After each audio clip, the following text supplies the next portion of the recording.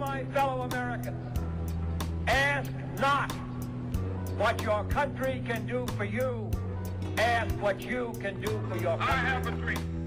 My poor little children one day live in a nation where they will not be judged by the color of their skin, but by the content of their Don't character. tell me words don't matter. I have a dream.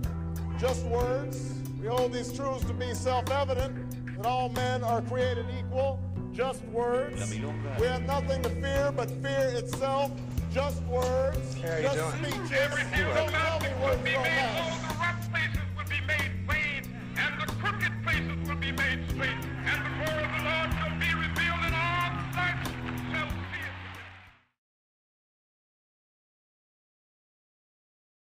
it. Okay, well, my name is Daniel, and today I'm going to be talking to you about gender roles. And some of you might know what gender roles are, some of you may not know, some of you may just have a little bit of an understanding of it, but I'm just going to make that more clear and elaborate on how it's still alive today and prominent in our society. And my goal today is to, by the end of the presentation, have you understand what gender role means, and also the common gender roles that are present in men and women today, and the influences or causes of gender roles in today's society. So what is a gender role? A gender role is it refers to a set of behaviors or norms that within a certain culture are considered socially appropriate to men and women. So in other terms, in simpler terms, it's just a set of roles or behaviors that are assigned to men and women. And these are usually affected by culture or just society in general, which involves everything: culture, religion, who you live around. All of these can affect your gender roles. And what are some examples of common gender roles? Well, a lot of them are in plain sight, and a lot of them we don't really notice because we're so used to them. And they're actually just right in our faces. And I'm going to talk about women first. Well, in women, one of the #1 gender roles is that women are expected to remain at home all the time. And you might have heard about this because, you know, how many jokes have you heard of women belonging in the kitchen? Like, that's a major gender role, and that's like what's expected of women. They're supposed to be at home, they're supposed to cook, they're supposed to clean, and that's just, you know, in today's society that's changing. Not all women are belonging in the house, you know. Some women have working jobs, some women are single families, and are single moms, and sometimes they don't do all that, and it's not the norm right now to just do that. And it's also expected of women to be the weak ones, compared to men. And that's not always the case. I mean, biologically, there's some research that can prove that, but it's not necessarily true. And also, when it comes to weakness, it's expected of women to be emotionally weaker than men, but that's not always true either. And so women are supposed to not have an opinion in things. Women are seen as in certain professions that men aren't seen in as much, such as nurses. Women are supposed to be nurses. They're more seen as secretaries or babysitters or the child care services, and their behavior is expected to be calm. They're supposed to be passive. They're not supposed to be aggressive. And clothing and makeup, there's a lot of pressure on women and what's expected of them for what they wear. They're supposed to wear skirts, they're supposed to have lipstick and makeup, eyeliner, and have long hair, or just dress in bright colors and pink, but that's not the case anymore, and it's evolving. And in men also have gender roles. Men, these days, and it has been for the past centuries, forever, they're supposed to be the breadwinners. They're supposed to be the ones that go home, they're the ones that work, they're the ones that earn the money, they're the ones that are away from the house, and when they come home and they They supply for the family while the wife remains at home.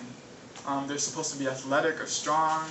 There's so many comments that I've heard around that if you don't play a sport, you're not a real man, or if you don't have muscles, you're a weakling, you're not a man. If you look like a woman. Or fighting, sometimes it's a rite of passage for men to fight. And people expect, because you're a guy that you're supposed to fight, you're supposed to like MMA or like wrestling, like, boxing. And that's not the case either. And in men, as opposed to women, being promiscuous doesn't bring as many consequences as a woman being promiscuous. Like if a woman is promiscuous, and it's not a bad thing. I mean, if a woman has an active sexual life, it's not a bad thing. But in society, if a woman has a very active sex life, they call her very derogatory terms, and you know what they are. But if a man does it, he's just being cool, he's getting around, he knows ladies, and he's a pimp or whatever. And that's a good thing. But, women can do it too. It's just how society is. For some reason, women it's frowned upon. And men are supposed to be emotionless, they're supposed to be stern, they're supposed to be tough, they can't cry, because then it's like, crying is only for women, and all that stuff, and it's not true either. And certain professions come with being a man too, as a gender role. Men are the ones that work in construction sites, they're supposed to be the ones that are in war, even though that's not the case nowadays. They're supposed to do all the hard labor that involves lifting and very hands-on jobs. Also, even in corporate jobs, there's more men in corporate jobs than there are women, and it's expected for a man to have the higher-up positions. And also clothing. Men are supposed to just have jeans and t-shirts and have dark colors, not wear bright things, or else they're called other terms too. But that's not the case nowadays either. Now, what creates these gender roles? Well, the gender roles are created by society, which includes the media, religion, and culture. The media is probably one of the biggest aspects or influences of gender roles because it's all around. We're always watching television, we're always reading magazines, we're always seeing advertisements everywhere, and the media gives us ideas that, they don't necessarily apply to us. Like, for women in the media, you're always seeing women as having like this unideal image. They're supposed to be really skinny, have flawless skin, have the most expensive clothes, and have certain jobs. Even advertisements are directed in certain ways. Like you see women's advertisements, and it's all about being the most beautiful woman, and that's how you get what you want. But for guys, it's being tough, and it's very laid back, and it's just completely different than male advertisements. And religion is a very big aspect, and that goes with culture, because culture usually involves a certain religion. For example, the Muslim religion, women are supposed to be very obedient to their husbands, and it's still seen today in Saudi Arabia. A woman can't leave her house without being accompanied by a male, and they always have to be clothed, or else if they show an ankle, they're not modest, or it's just kind of exaggerated. And this year in the 2012 Olympics, it was the first time that a woman made it to the Olympics from Saudi Arabia. That was the first woman ever from Saudi Arabia to have a place in the Olympics. And why is that? Because, sports are for men and not for women, and also all the religious issues that came with that. And one of the biggest influences are actually our parents, because who are the ones that raise us? And we grow up with their ideals, so it begins at home. So as kids, we usually follow the parents' example, so we tend to copy what they do. So for example, if you live in a very traditional home, and your mom's the one that stays at home and cooks and cleans, and your dad's the one that's out and working all the time, then if you grew up with that, you're going to believe that's what you're expected to do when you grow up. So if I'm a boy and I was raised in a very traditional family, I'm going to believe that, oh, okay, then when I grow up and I'm married, that I'm supposed to be the one that works, and my wife is the one that stays home and cleans and everything. Also how the parents treat the child. If you teach them to be traditional, they're going to be raised in a traditional way. And also that goes with the whole boys are emotionless and girls are the ones that have the emotions, because if you notice when a boy falls and cries, the parents tell him, oh, get back up and be tough, don't cry, rub some dirt in it. But if a girl falls and starts crying, they pick her up, oh, the baby, oh, it's okay. And, well, that has to do with it. And that makes your child, start to absorb those gender roles. And also the toys the child receives, and this is a very big one. What do girls get? They get Barbies, they get dolls, they get babies. When they're little girls, they're starting to learn how to take care of a baby all the time. Like, that's what all the toys are about raising a baby. And it's like, not only does that influence gender roles, but that also influences, teen pregnancies and stuff like that. But, that's all they're raised to, do. And boys, what do they get? Action figures and guns and cars and tough stuff. And, that's, some boys like action figures and dolls, but their parents, because of how they were raised, they tell them, no, that's for girls. And why doesn't a boy get a baby? Why can't they learn how to take care of a baby too?